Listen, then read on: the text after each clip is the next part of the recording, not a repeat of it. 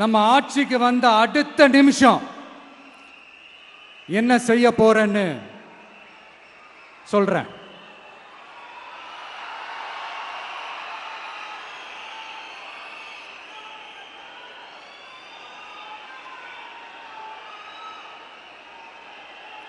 Number 1,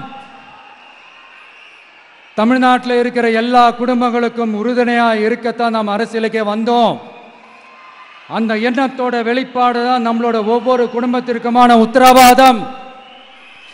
200 unit கட்டணமில்லா மின்சாரம்.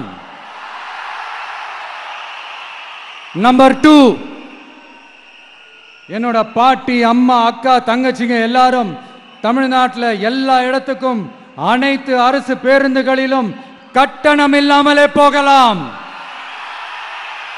Number 3, சட்டம் ஒழுங்கு சரியா ரொம்ப ஸ்ட்ரிக்டா நிலைநாட்டியே தீருவோம்.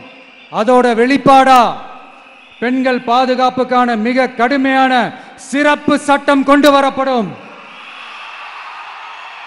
அது மட்டும் இல்ல, நம்ம இளைஞர்களோட பாதுகாப்புக்காக போதைப் பொருள் தடுப்பு மற்றும் ஒழிப்புக்கான சிறப்பு சட்டம் கொண்டு வரப்படும்.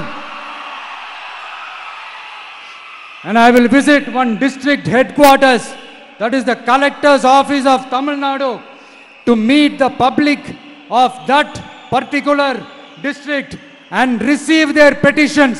இதை நான் ரெகுலரா பண்ணுவேன். இதெல்லாம் செய்வோம். இதோட நாம சொன்னதெல்லாம் கொஞ்சம் கொஞ்சமா நம்ம ஆட்சிக்கு வந்ததுக்கு அப்புறம் செஞ்சு காட்டுவோம்.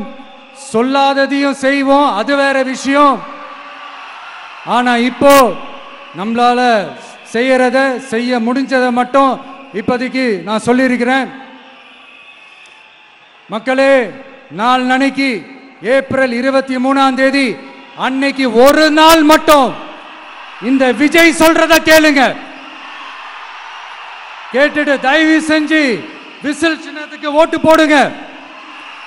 அடுத்து வர 5 வருஷம், அது என்ன 5 வருஷம், அடுத்து வர எல்லா வருஷமும் நீங்க சொல்றத நான் கேட்கிறேன். நீங்க சொல்றத இந்த விஜய் கேட்பான். கான்பிடென்டா இருங்க, நல்லதே நடக்கும். வெற்றி நிச்சயம், வெற்றி நிச்சயம், வெற்றி நிச்சயம். மீண்டும் சந்திக்கும் வரை, மீண்டும் சந்திக்கும் வரை நன்றி, வணக்கம்.